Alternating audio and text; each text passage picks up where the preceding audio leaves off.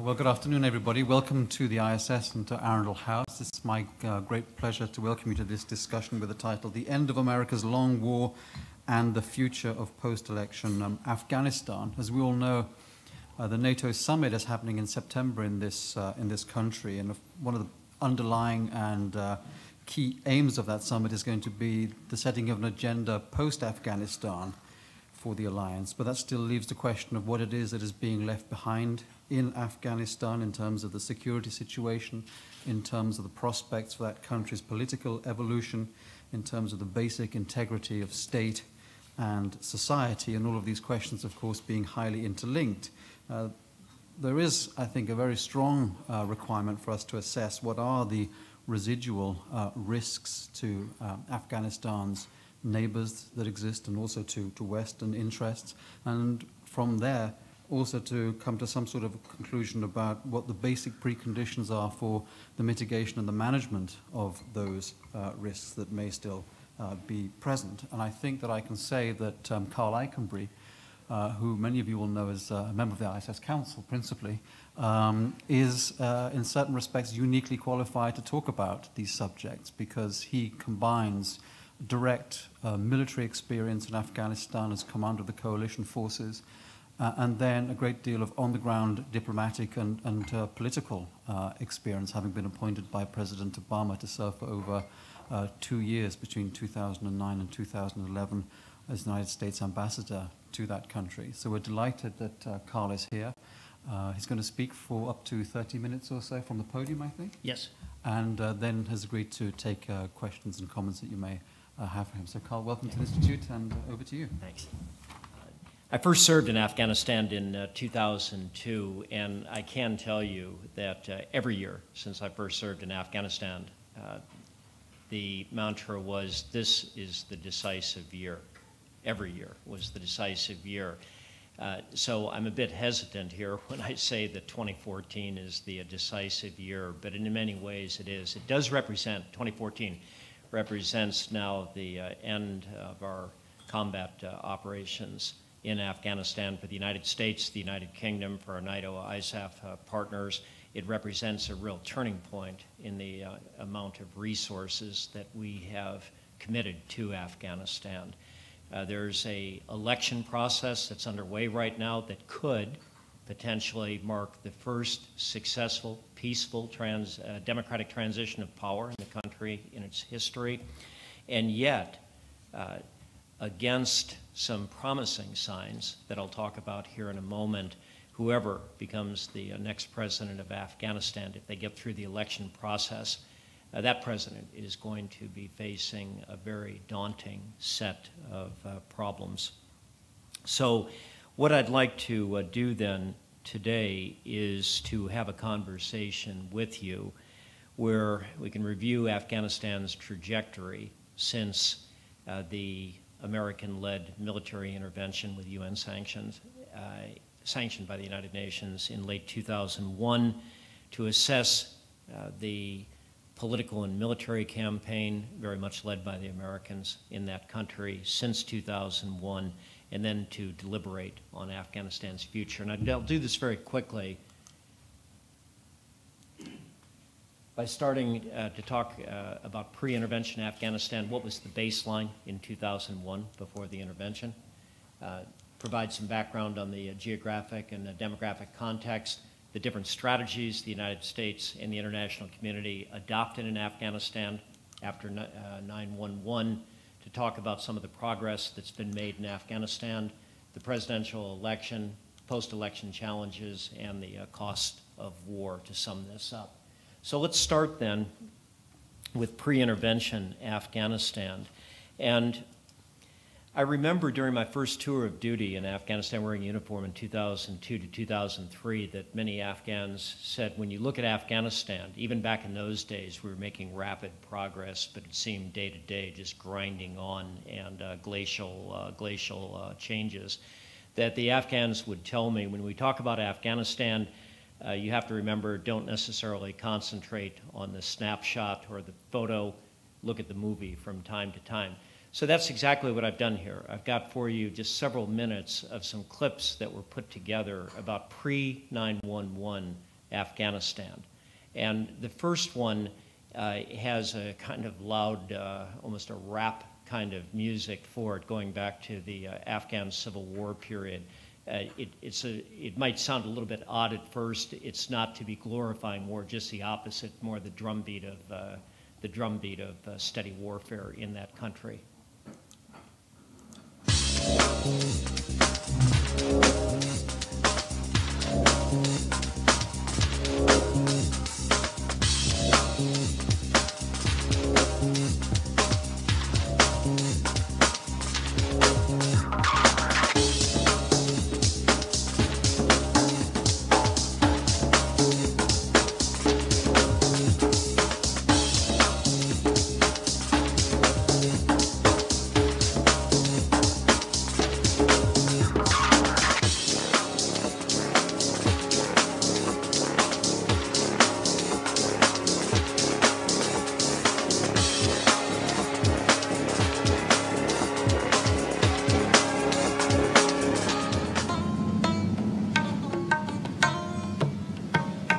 Amidst these remote mountains of Afghanistan are the various hiding places of one of the world's most wanted men,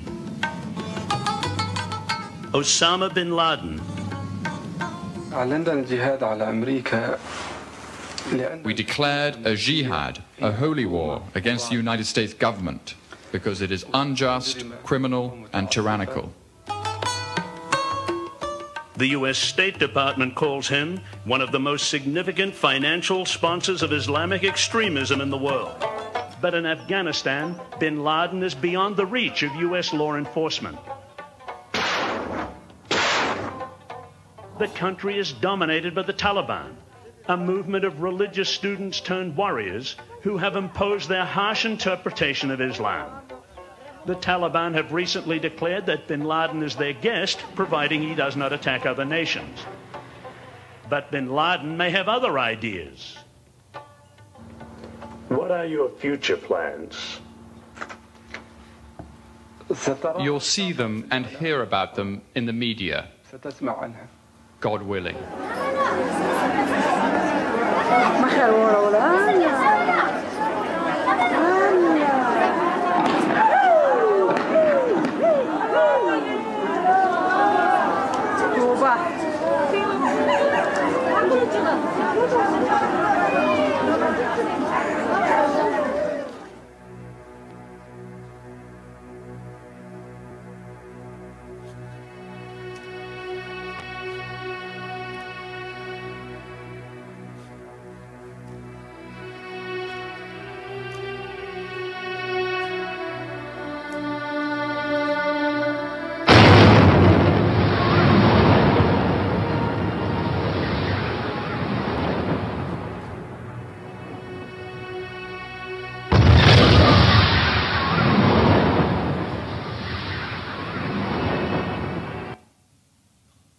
So that's the baseline to keep in mind in our subsequent discussions. So anything that we talk about where Afghanistan is today, mistakes that have been made over the last 12 years inside of Afghanistan by Afghans and the international community alike, just keep that baseline in mind. It gets forgotten too often. What I'd like to do now is some background on Afghanistan. I'll be very brief here, just geographic and demographic context. It's useful to keep this in mind when you talk about accomplishments to date, but more importantly for this discussion, to be thinking about if you're now either President Abdullah or President Ashraf Ghani, what are some of the realities that you're going to be facing and some of the constraints. First of all, on the geography of the country, that if you were to go up into the northeast there, Tajikistan, where the border of Afghanistan stretches out to China, you'd put a marker there, and then go down to the southwest corner, the Iran and Pakistan, Afghanistan intersection in the southwest. If you'd label that in the northeast London, and you'd label down in the southwest that Bucharest or Casablanca, that gives you an idea of the distances that we're talking about. That's what the president of Afghanistan is going to be governing.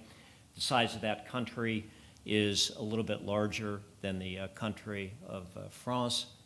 And if you look at the border areas of Afghanistan, and you see Pakistan, Iran, and then the stands to the north and China, these are all frontiers which cannot be secured. They're generally open borders, and those borders then serve as easy transit for smuggling, for narco trafficking, for terrorists, for gun running, and you name it. Lastly, in terms of the topography of the country, that you have the Hindu Kush from the northeast down running about 2/3 of the way through the southwest of the country, and the Hindu Kush. To give you a perspective here, Mount Blanc in France, the highest peak in Europe, that's at about 15,700 feet. The average height of the mountains around Kabul, just in Kabul itself, which are not the most significant in the country, they range from about 14,000 to 19,000 feet. So Mount Blanc would be just another modest hill if you were looking at it from Kabul off to a distance. The deserts in the southwest and in the south, the Great Red Desert, the Great Ghazni Desert, those deserts in the height of the summer months where British forces were fighting in Helmand, for example, average temperature in the summer months there is 107 degrees Fahrenheit. On demography, not certain what the population of Afghanistan is, 33 million, that's usually plus or minus 2 million. Median age shown there, one of the youngest countries in the world at 18, and then 42% is shown there are 14 and younger. That is one of the most remarkably low median ages of any country in the world. The birth rate shown there, third highest in the world. You really have then an approaching demographic disaster. Most of the country, of course, in rural areas. I point out that 3 million live in Kabul. Also, several of the other big urban areas of the country in the north, Mazar-e-Sharif or Herat in the west as an example, they have fairly sizable populations, and they're probably artificially inflated. And they're inflated artificially by the huge amount of development assistance that's been pouring into the country. So as that number comes down, then that's going to be a source likely of tension. And lastly, on the ethnic breakdown of the country, you have in the east and the south heavy Pashtun populations, in the center of the country Hazara populations, in the north and the northwest you have Tajik and Uzbek populations predominating. And we'll come back to this later in the conversation because any president of Afghanistan has to practice inclusive politics in the country, but up against that inclusive politics is the constraints of geography. Now, the 5 strategies that the United States and with us at various times the international community pursued in Afghanistan after 9/11. We can talk about 5 strategies. 2001 to 2004, we call that the light footprint. During that period of time, the United States had made a conscious decision. We'd put in a minimal amount of military forces, and those forces would be committed to hunting down the rest of al-Qaeda, which had already crossed over the border into Pakistan, and then trying to destroy the remnants of Taliban. We also had a very light mission in terms of development assistance, but we, the United States, were not alone in advocating this. The very sophisticated and I think wise head of the United Nations mission in Afghanistan, Latkar Brahimi at that time, also argued for the so-called light footprint. Everyone believed the time was on our side, conditions were tough, but that the security problem had been solved and that gradually Afghanistan would be able to start to recover with a limited, modest amount of international assistance, would be able to build its economy and put together political institutions. By 2005, we were finding this was not the case. Taliban had reconstituted itself inside of Pakistan. They were hard to get at. They were starting to gain ground again in Afghanistan. The efforts to build the Afghan National Security Forces and police, too slow. political institutions not taking hold, narco-trafficking was coming back with a vengeance, and so the United States then, with international support and NATO support, decided it would move to more of a state-building strategy. The only problem was it was state-building without adequate resources, because those resources were, from a United States perspective, were being put against Iraq at that time. Our chairman of the Joint Chiefs of Staff told our Congress in 2007, in Iraq, we do what we must. In Afghanistan, we do what we can. And that described that period of time quite well. 2009 to 2011, President Obama's come into office. He campaigned as candidate Obama that Iraq was the wrong war, and that as a result of that war, we weren't able to provide adequate resources to Afghanistan.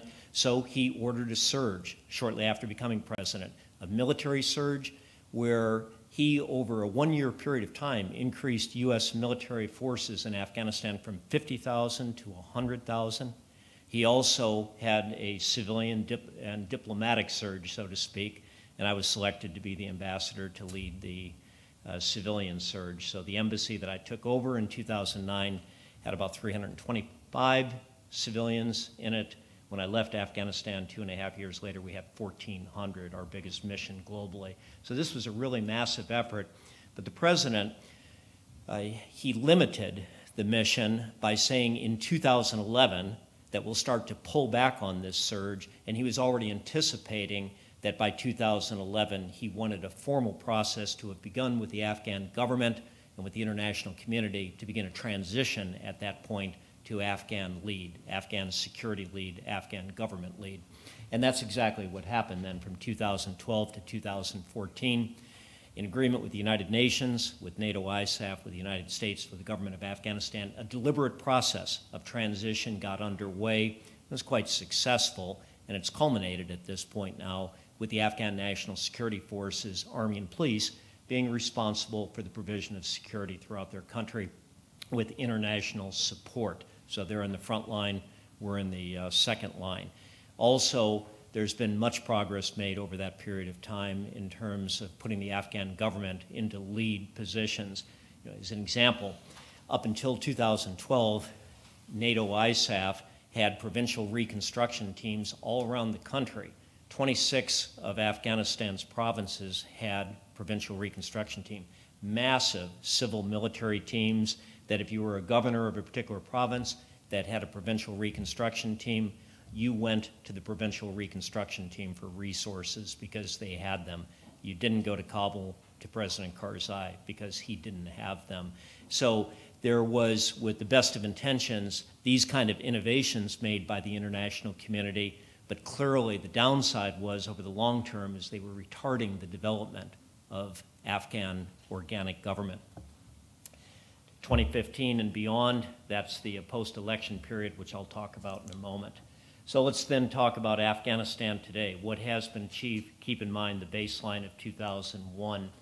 The government, it's got one of the most liberal, progressive constitutions to be found anywhere in Central and South Asia, probably with the exception of India. And it's not just a piece of paper. For instance, 25% of the seats of the parliament are reserved for women, and that quota is actually fulfilled.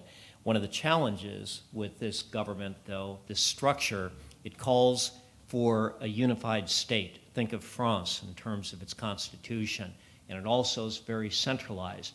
Now, juxtapose that to the map that I talked about of Afghanistan with these formidable problems of terrain, and think about the ethnic distribution, where that begs the question of why isn't a federal kind of constitution.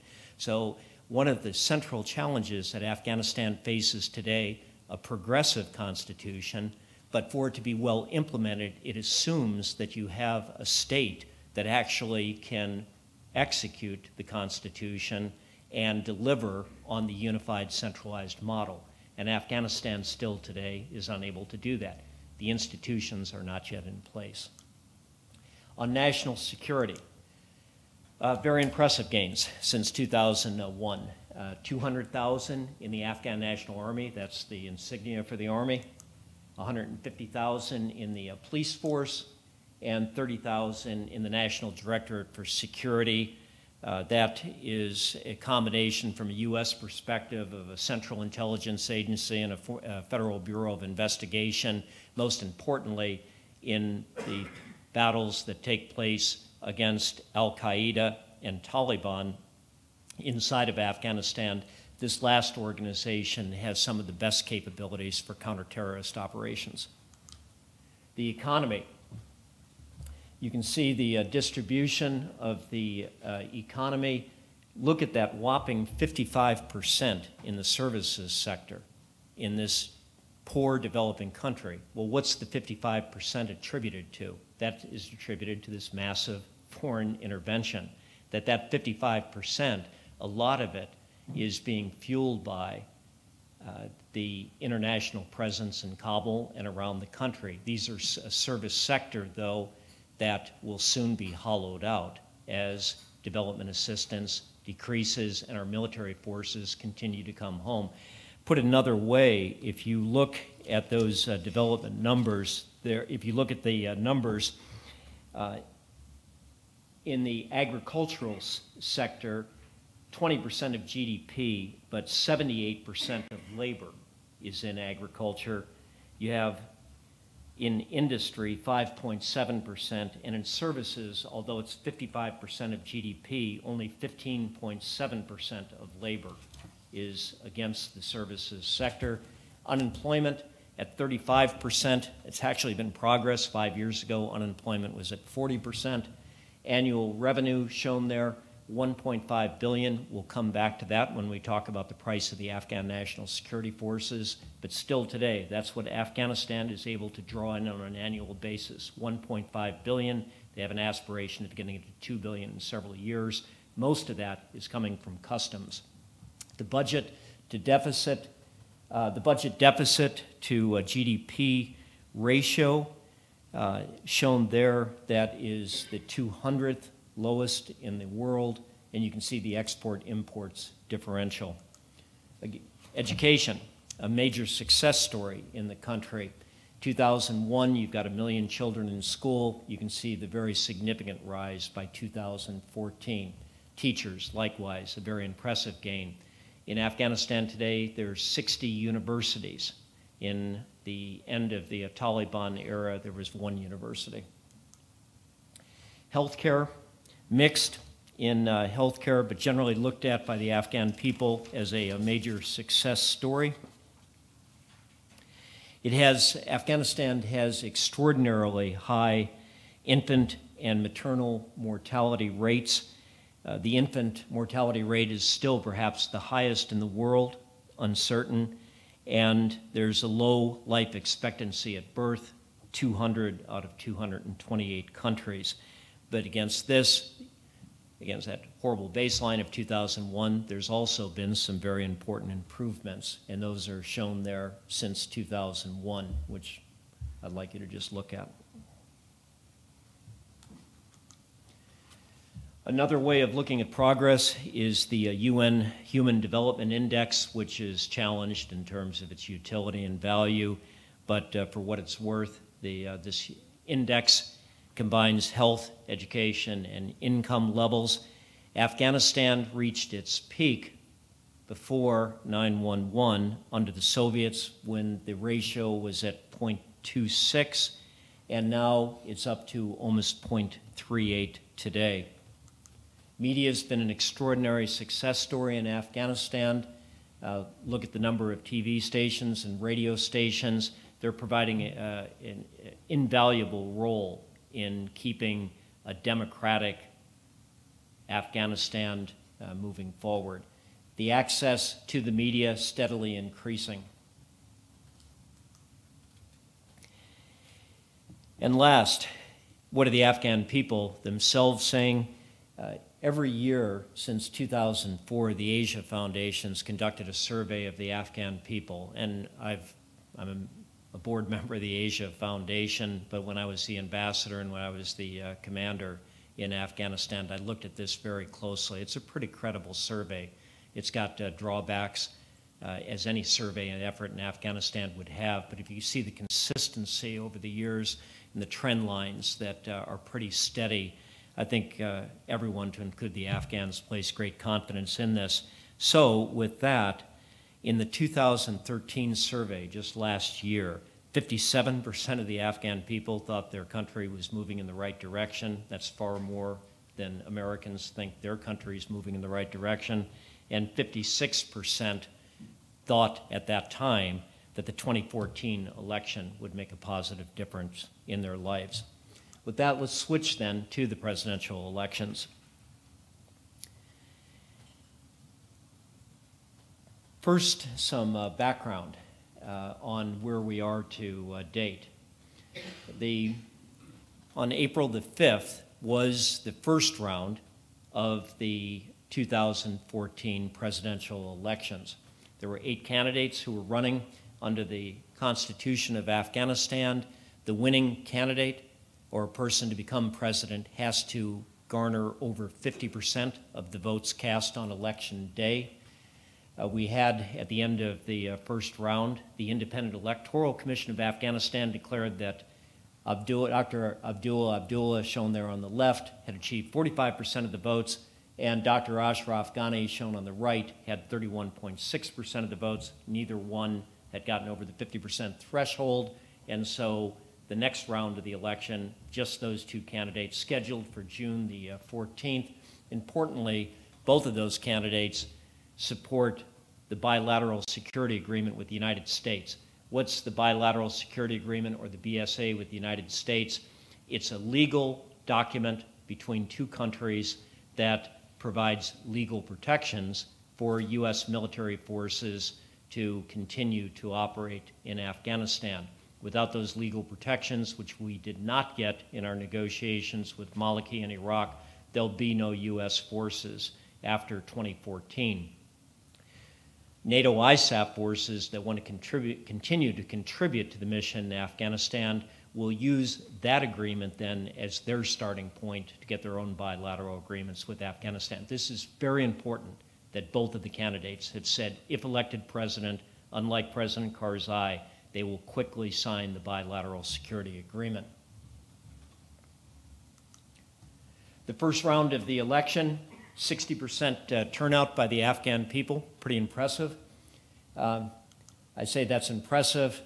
In the United States, in our last presidential election, we were at 57.5%, but our voters were not worried about being attacked by Taliban, having their fingers cut off if they went to the polls, nor were we having to use donkeys to get our ballot boxes out to our districts for elections to take place. The Afghan security forces, they actually performed quite well. There were 150 insurgent attacks that took place on the April 5th election in this year. That compared to 5 years earlier in 2009, when there were 600 attacks that occurred on election day. And there's been far less violence since the first round of the election until we got to the second round day. But there's been far less violence in the country than we saw in 2009 associated with the election. And then finally, we've had an Afghan-administered election process. And the Afghan people, to use the Mao Zedong expression of we have stood up, a sense that with this 2014 election is a very Afghan-led process, not only in terms of security, but maybe more importantly, the Independent Electoral Commission, the machinery of the election was led by the Afghan people. So there is a sense of pride, but against this, now there's challenges starting to emerge with the second round of the election. The second round of the election, it took place on June the 14th. The Afghan National Security Forces, once again, they performed pretty well. There were 20 civilians killed. There was 26 soldiers and policemen killed defending the election. That number, total number, by the way, of those killed equals about the number who are killed in an average election cycle in the Republic of Philippines. It's unclear, though, how large the voter turnout was. The Independent Electoral Commission probably prematurely announced within 24 hours, thought about another 7 million voters had showed up to cast their votes, as happened on the first round, again about 60%. But quickly there was a lot of skepticism that started to get reported about those numbers for a variety of reasons. And then, more importantly, charges of fraud started to quickly emerge, especially from Dr. Abdullah's camp. And these charges of fraud have been, they've been loud. They've led to several demonstrations. One turned violent, 2 killed. But up to today, the size of the demonstrations have actually been quite modest. They're in the hundreds, maybe over 1,000, but these are not mass demonstrations paralyzing the cities of Afghanistan. Dr. Abdullah and his team, their main complaints are the following. They're saying in certain Pashtun-dominated provinces of Afghanistan that the votes cast in these provinces on the second round far exceeded the votes cast on the first round. And they're also saying that in some of these provinces, the total number of votes that the IEC is saying, the Independent Electoral Commission is saying were cast, is very close to all of the voters that could have cast votes, or all eligible voters. So very close to 100% turnout, which is highly unlikely. Secondly, they're claiming that there was bias and sanctioned fraud on the part of the Independent Electoral Commission. And third, interference by President Karzai. So there was recently then evidence in the form of a reported taped telephone conversation of an IEC chief electoral officer, the number 2 in the IEC, Zia-ul-Haq Amarkale. And he is in this recording of his voice, allegedly over a cell phone, is directing IEC officials in certain provinces to stuff the ballot boxes in favor of Ashraf Ghani, and then fire officials that are trying to prevent this kind of fraud. So with this then, Abdullah removed himself from the election process and said that he was stepping out of this, and told the IEC he would then only be satisfied if they froze vote counting.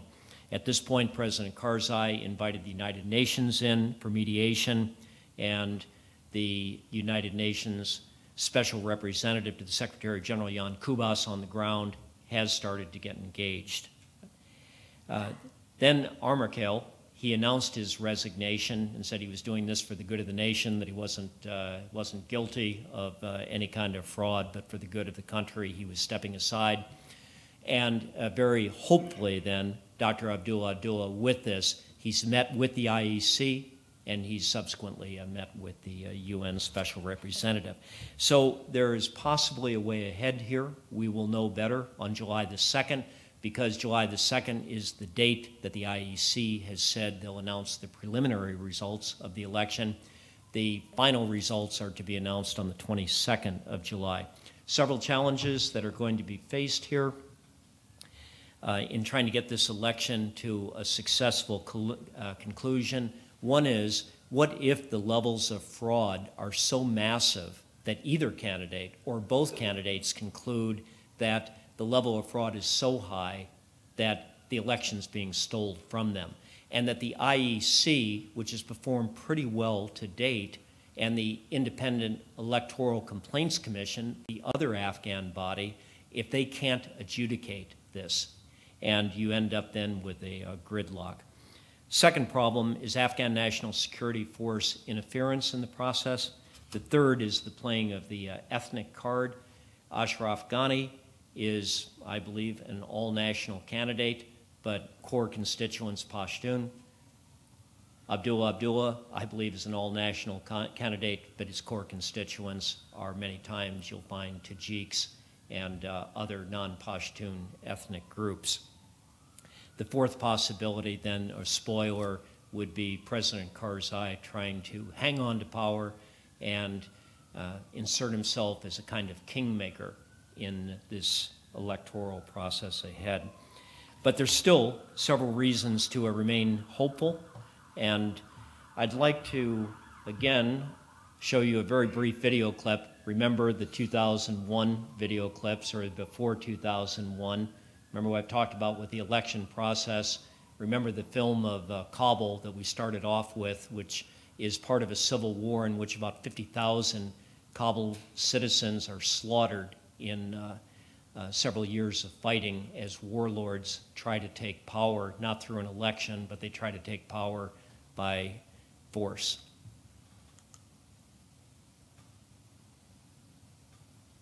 I wonder, Tom, if you can turn that up? While Afghanistan is still rated 128th in the world for press freedom, outlets like One TV have made the country one of the region's leaders, both in terms of press freedom and access to independent reporting. And this will be the first election in Afghanistan where all the key candidates take part in live debates and question and answer sessions. The coverage is set to be decisive. We have free media, we have free journalists, people can criticize and the politicians. We've had the most critical current affairs and news programs in the last 3-4 years that we've been established, and I think that it's again very, very key for the future of Afghanistan. It's behind the gloss and lights of the main studio that much of the media interest in the elections is being generated. Investment in Afghanistan's mobile phone network over the last 13 years has meant that even in rural areas, phone ownership is above 50%. And it's this combination of 3G access and social media which online journalists like Mukhtar Saad are driving. Based on reach, weekly, I think we have 5 million or something around 5 million interaction in our social media. So based on that, we can judge that it's going to reach on the same level that the TV station would have it. The economy, security and radicalism will continue to dominate the agenda of this election, and the coverage of local media is reflecting this. But when Afghans go to the polls this April, one thing will be sure. This is the most modern, media-intensive and informed election Afghanistan has ever seen. So I do believe that Afghanistan's political leaders, they do know what the consequences of a breakdown in this election process would be, and they all have huge incentives to find ways to achieve a consensus among themselves and avoid, again, resorting to arms. So I'll conclude here then with several of the post-election challenges. And I had said before, no matter if it's a President Ghani or President Abdullah, they're really going to be facing a list of very daunting problems when they enter the presidential palace. These would include dealing with Pakistan. In my view, Pakistan still is hedging with the Afghan Taliban. That is, that they're keeping the Afghan Taliban relevant and alive, either through active or passive support, because they see it as a reasonable hedge should the state of Afghanistan collapse and go back to the days of the 1990s. Their best means of influencing Afghanistan, which is an important border state, is through the Afghan Taliban. There's some signs that that might be changing, but they're not convincing at this point. Second, Afghan National Security Forces. Afghan National Security Forces are going to cost $4 to $4.5 billion a year to sustain. Remember I said that the budget of Afghanistan, that is the revenues that the state of Afghanistan is pulling in, is $1.5 billion, so they immediately have then a $2.5 to $3 billion shortfall just with their security forces, absolutely dependent upon continued international support. The economy of Afghanistan, they have very high unemployment rates, 35%, and as levels of foreign assistance and military aid are coming down, this is going to impact GDP. You've heard a lot about the mineral wealth, the energy wealth, the different resources that lie in the hills of Afghanistan, whether it's copper, high-grade iron ore, high-grade coal, lithium, marble, you name it, it's there. But you're not going to get that out of those hills and exported across the borders and earning revenue anytime in the near term or probably the midterm. And finally, the threat posed by narco trafficking. 80% of the world's poppy is produced in Afghanistan. There's a 36% increase in poppy production this year. Poppy production is completed by May, so the number is already known for 2014. 36% higher than last year, record for Afghanistan.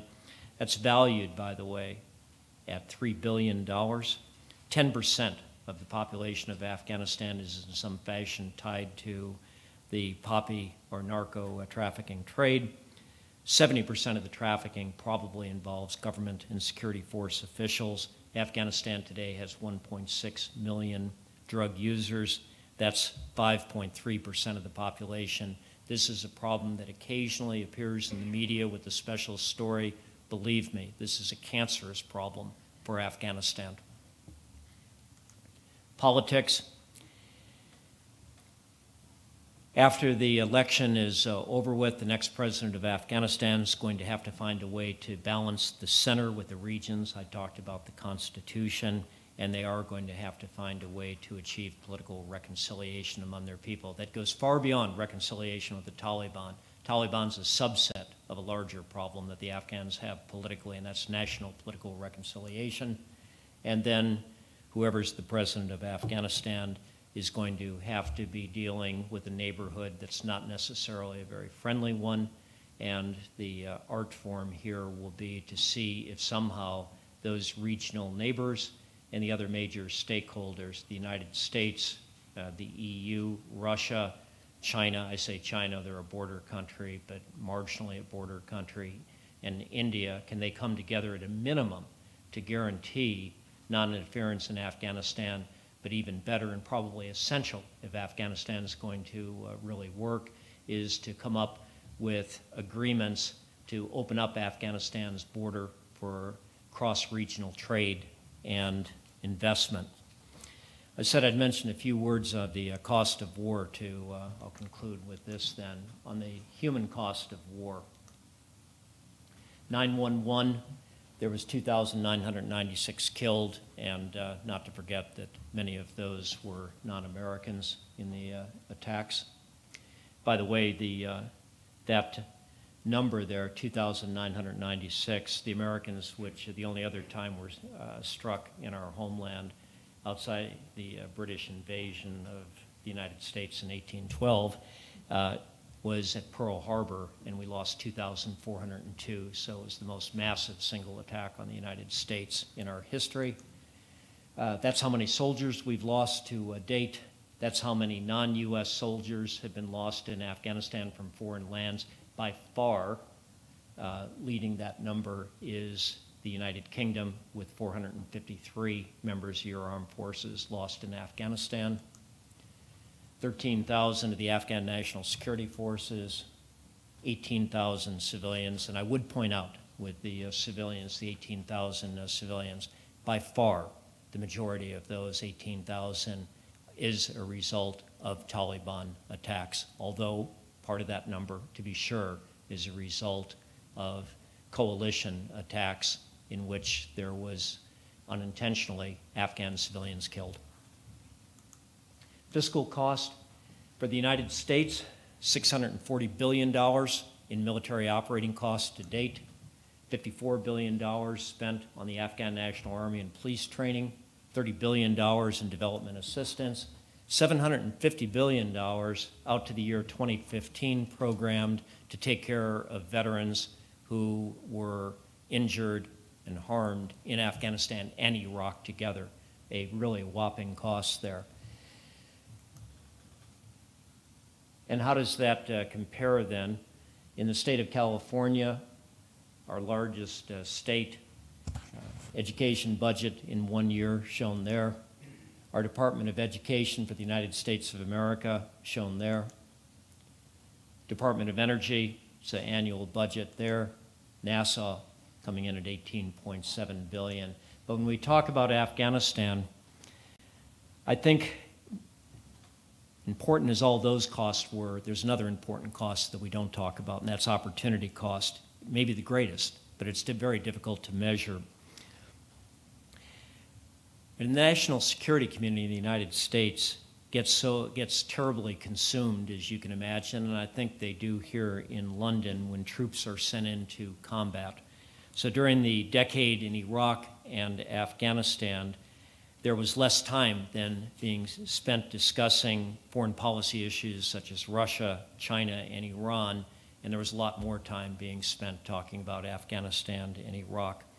So it's hard to weigh the costs and the benefits here, But it's critical, I believe, that you have that kind of discussion when fighting limited wars versus fighting wars of national survival.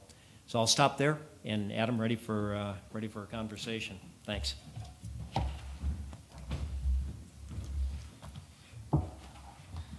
Well, thank you very much indeed, Karl, for very carefully tracing for us that long arc of developments from 2001 until the present day, for setting down some of the markers for the future, and also just in your final remarks there, setting all of those questions in a much broader strategic perspective. So we do have time for one or two questions. Please identify yourself when the microphone reaches you for Karl's benefit, and we'll take it from there. Right at the back, please, Zahir.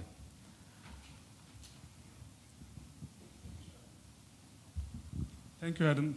Thank you, Your Excellency, for a very useful talk. I have a short comment and a question. The short comment is that I respectfully disagree with the contention that Pakistan is still hedging its bet with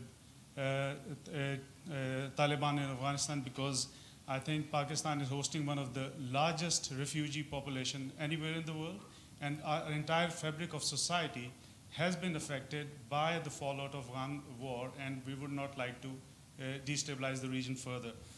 My question is, sir, that Afghanistan is on a positive trajectory, which is good for the region and for Afghanistan, and in everyone's interest. What could be the potential sources of negativity or negative trend in that, especially once Afghan National Security Force, which is huge in number, can it fill the vacuum left by ISAF? Thank you. When you take that question, Nathan. Great. Just very briefly, on your question about Pakistan's strategy, I know there's great debates about this, and some have said now that with President Sharif and your new chief of defense or chief of staff of the army, that there's more evidence of a shift in policy, more concern with the Pakistan TTP, more concern that the Pakistan TTP could become allied with the Afghan Taliban, and a more concerted effort to go after that. So I take your point. On what problems that could obtain in Afghanistan with the Afghan National Security Forces, I mentioned one, just their economic sustainability, but I think we should be looking very carefully at Iraq right now and what's happened. And it's been stunning to see the breakdown of the Iraqi security forces against this ISIS group. 10,000 of ISIS versus hundreds of thousands of Iraqi national security forces. This is after at least as robust effort in Iraq to build security forces as we had in Afghanistan. So look at that example carefully, and possibly 2 points. Number one, that in Iraq, a decision was made that it wasn't going to be a conscript force, it would be an all-volunteer force. Pretty good pay was given, and there was arguments that those that were joining the force were joining it for the pay, read mercenary, and that they didn't have a national soul. We don't know yet if they've got the grit to stand fast, but I'm very concerned with what I've seen. Now, the model that was used in Afghanistan was also one, no conscripts. This would be an all pay, this would be a force of volunteers, and the pay for the Afghan army and police is quite high compared to the norms in the society right now. So are they going to be able to stand fast as the international support starts to draw down? And we're going to have to wait and see. I don't know. But when you hear the Iraqi security forces say, well, how can we possibly stop ISIS, who we outnumbered 10 to 1, without air support and without drone strikes? And, of course, the question for the Iraqi general that's saying this is, but does ISIS have air support? Does ISIS have drones? And so do they have that spirit to fight for the country? Not sure. Second point on the security forces, and this is maybe even more important in the case of Iraq, but may apply to Afghanistan, that we tend to think of trainers of the international military forces as the ones that are helping this new army or police that we're training to shoot straight and to march in step, and that's all part of it. But in these very fractious countries politically, what the international military forces can do, if they're doing it well, is they're providing a degree of transparency and information sharing to all the power elites who do not yet trust their own security forces because it's a new invention, it's a novelty, there's no institutional traditions yet. So I do worry about this in the case of Afghanistan. President Obama's plan to keep advisors in place in pretty good numbers until 2016 takes us out a few more years.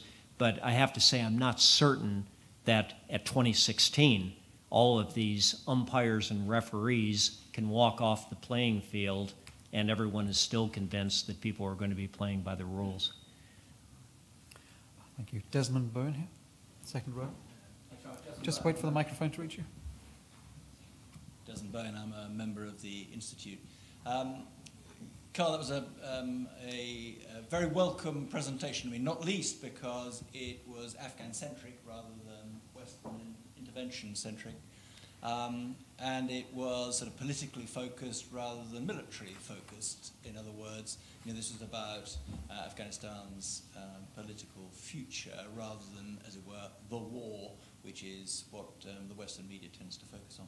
The question I'd like to pose to you is this business of reconciliation, national reconciliation, which you talked about and said that this wasn't just about a single group, this is across the board, but above all, some kind of political settlement with the Taliban and the Pushtun. And I just wonder whether you might like to expand a little bit on what the prospects are and how difficult and how much progress has been made and how difficult progress will be.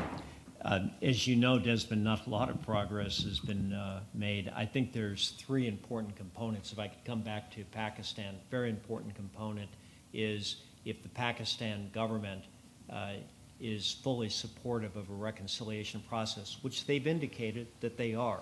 And in fact, there's been some movement I've seen there in a positive direction.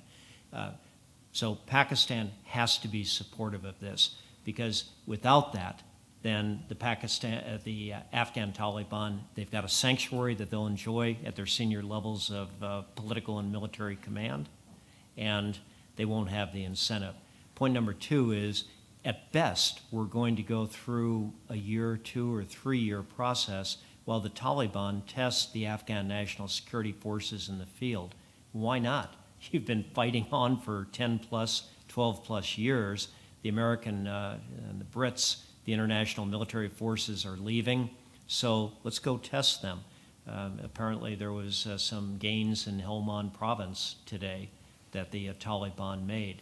But they're not going to come to the negotiating table until the Afghan national security forces have been tested and shown their mettle. I think the third factor here, Desmond, would be then Ghani, a President Ghani or President Abdullah. And the Taliban made a decision, as you know, early on that they were not going to negotiate with President Karzai. Illegitimate president, puppet of the international community, their line, and they would not negotiate. If they don't do well on the battlefield and they have a sense that a President Ghani or Abdullah is being inclusive and that Afghanistan is actually starting to move on the right trajectory, I think that could lead them to the table. But I believe all three of those factors are going to be necessary conditions, and the three together may be sufficient conditions. Alex Nichol in the front row. Thanks very much. Thanks for a fascinating talk. And I mean, just as a comment, of course, the costs that you reminded us of at the end are just truly stunning, I mean, to be reflected upon, I think. But what I wanted to ask you to just focus a little bit on NATO as an organization. Of course, one could talk forever about what this whole thing has shown about Western military capabilities and US capabilities, but just to ask about NATO and what you think are the pluses and minuses for NATO as an organization, because we've got a summit coming up in the autumn, which will no doubt be focusing a bit on this. Yeah, it's a great question, Alex. I do keep in touch with NATO. I just finished working on a project with them. And NATO's performance, NATO ISAF performance, in my mind, I saw it both militarily and politically in Afghanistan, I have to say was impressive. We can have debates about the tactical prowess of particular countries in particular scenarios, but in the main, wow, impressive. 28 countries of NATO, to include Iceland, with no Ministry of Defense, but a civilian contingent in Afghanistan, all there. And then they're able to make that the nucleus of a coalition that gets up to 50 countries operating under a UN mandate. But if you're looking at this operation from other parts of the world, if you're looking at it from, say, a big capital, of a big country in Asia, or a country on the eastern part of Europe, another big country, and you're looking at that alliance operating like that, it's formidable, it's impressive. So for NATO, I think, one, don't lose the extraordinarily deep and profound lessons that you learned militarily in Afghanistan. They're good at operating together. There's areas they need to improve upon, but it's awfully good in terms of their operational proficiency. The second is then NATO needs some kind of threat or some kind of major mission to serve as an organizing principle for them. Well, we had it during the Cold War. Afghanistan served as a mission, whether it was the right mission or not. The result was that the alliance really focused on Afghanistan for 10 years. Now it's coming out of Afghanistan, and the concern would be, Alex, politically, what is going to be the central challenge or sets of challenges that organizes them? Thanks. We have time for just 3 more questions, and we'll take them all at once and give you a chance to give us a bumper answer at the end. Nicholas Redmond here in the front row. Second row. Thank you. You may be aware that your one-time British counterpart in Kabul, William Patey, has recently come out and suggested that it's time to actually lift the prohibition on narcotics. I wonder what you have to say about that in the context of Afghanistan. If not, what do you think is a viable alternative? Because the present method doesn't seem to be working. Thanks. And then there's a lady on the aisle here. Yes? No, you had your hand up? Yeah? Yeah, you? Yeah, okay. Oh, okay. Then behind you in that case? My question is... Can you identify yourself? I'm Kiran Hassan from IISS. My question is, would you comment upon the other regional players like India and Iran? What kind of role will they be playing in this political transition? Thank you. And then Jiri Rajendran, right at the back. Hi there, defense economist here at the Institute. A sort of question on the economics of what's going on. If 55% of the Afghan economy is services, and much of that is the international assistance force, and that's going to leave, at the same time you have 35% unemployment, and a budget deficit, as well as the defense funding, looks like a $3 billion gap there. Even if the 1.5 billion total government revenue, even if you take 80% of that going towards the military, that's still a $3 billion differential. How much of that gap is being committed funds? How much of that has been committed by the international community? How do you see that developing? And finally, given all those economic uncertainties, how do you see Chinese involvement in Afghanistan developing over the course of time? Thank you. Okay, you smuggled in an extra question at the end, but it's fine. Over to you, Karl. On legalizing poppy and narcotics in Afghanistan, I read a study of what options might be available. And in this study, it said that if we took that poppy production, which is 80% of the world total, and said it's now legal, and let's use everything that's being produced right now as much as we need for, say, medical uses. That takes care of 1%. And then to meet world demand, and then we've got to decide what to do with the other 99%. Now, if your question is that we don't care and we just let that go into the world markets, then I'm not sure how you could, how any government could sign up to that as a policy. The Iranians they look at their number one national security threat as drug abuse in their country right now. There's about 3 to 4 million Iranian hardcore addicts. It's a horrible problem. Russia's got a big problem with it, and all of this problem is coming from Afghan farmers' fields. So what do we do to deal with this tremendous amount of supply? Well, you either need a coherent international effort to come together to deal with it, but I'm not terribly optimistic that will achieve results. And what you really get back to is needing to hold a mirror to your own societies. So Afghanistan's producing 80% of the world's poppy, but they aren't consuming 80% of the world's poppy. They're probably consuming 1 or 2% of it.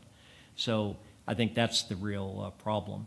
But if you say, well, we just want to legalize it, then be prepared for more havoc on the streets of Moscow and London and the United States. For India and Iran, the other actors, my belief is that it's critical that the United States, the EU, we say EU/NATO, the Russians, the Pakistanis, the Indians, the Iranians, did I mention the Chinese? They need to be at the table, having long discussions about providing security guarantees to Afghanistan. Is Afghanistan going to be a Finland in Central and South Asia? They also need to have, beyond that, discussions, as I mentioned before, about what would be the rules of the road that you could develop economically that could open Afghanistan up for trade. The cross-border trade potential to be found through Afghanistan is really extraordinary. Afghanistan, surprisingly, produces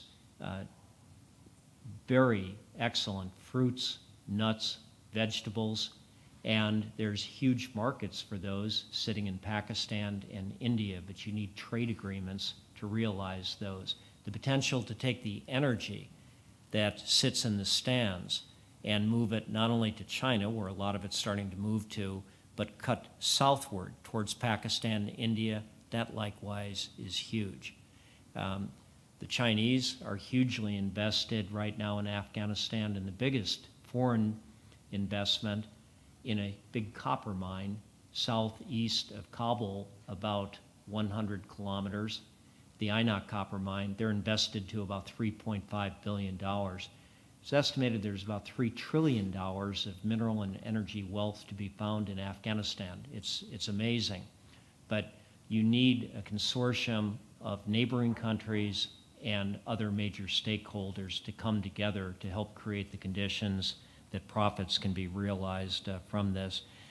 For the United States, I would add, though, this has been difficult for us, at least, to take an issue like Afghanistan and then to be able to turn to the Iranians and say, let's talk about Afghanistan where we have common interest, but we're going to still continue to have another tough dialogue with you on nuclear issues. For the United States, for where we are right now domestically, politically, it tends to be it's all or nothing. So the nuclear issue then is the only issue that politically we will talk to Iran about. Everything else is off the table. It's not subordinated, it's off the table. So we have our own set of challenges in trying to work with a broader coalition, but we've got to. I mean, we've dominated in Afghanistan now for 10 years, and I think we would have been better off several years ago if we had started thinking more in regional and major stakeholder terms.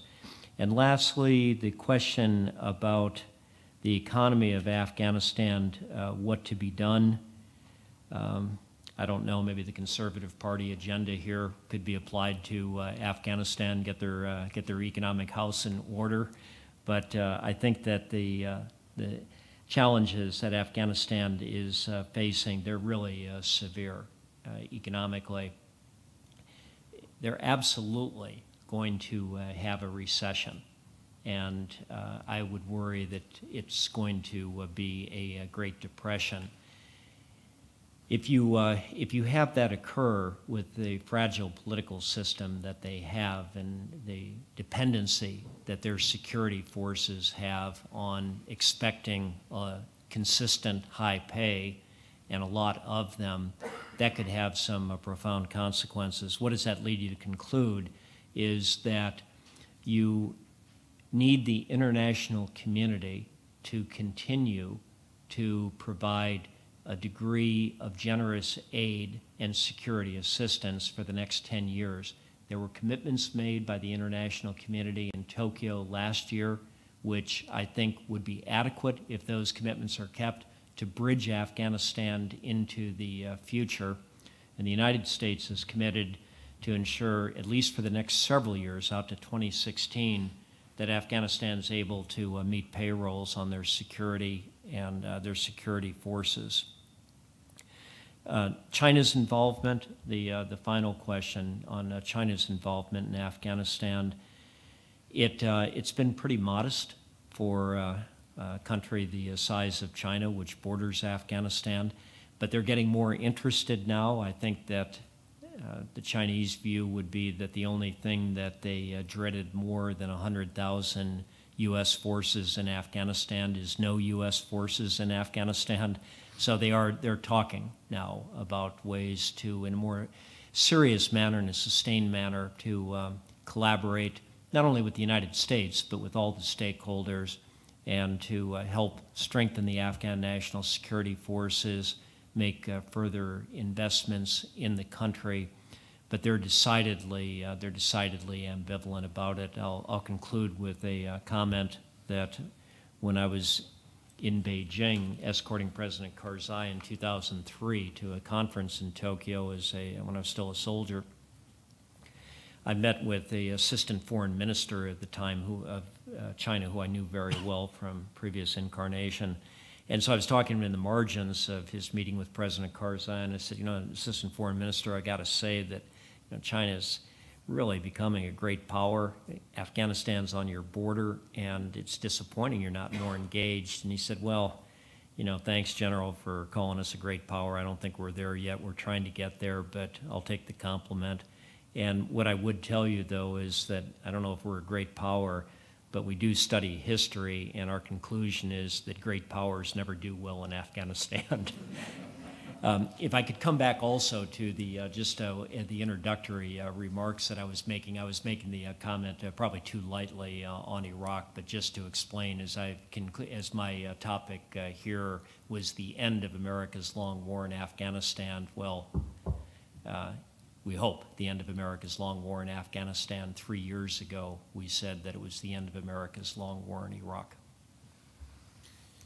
Karl, thank you very much indeed. I was certainly struck myself from your presentation about how much has been accomplished against that very bleak and dismal 2001 baseline, that there is still reason to be confident about further advances and gains, but that is going to require as a precondition persistent international attention and vigilance, both out of a sense of enlightened self-interest, but also to make sure that the massive investments over the last decade that you outlined achieve their full and proper strategic return. So with that, thank you very much indeed for a fantastic presentation, and we hope to welcome you back before too long again. Thank you. Please. Thank you, Anna. Thanks.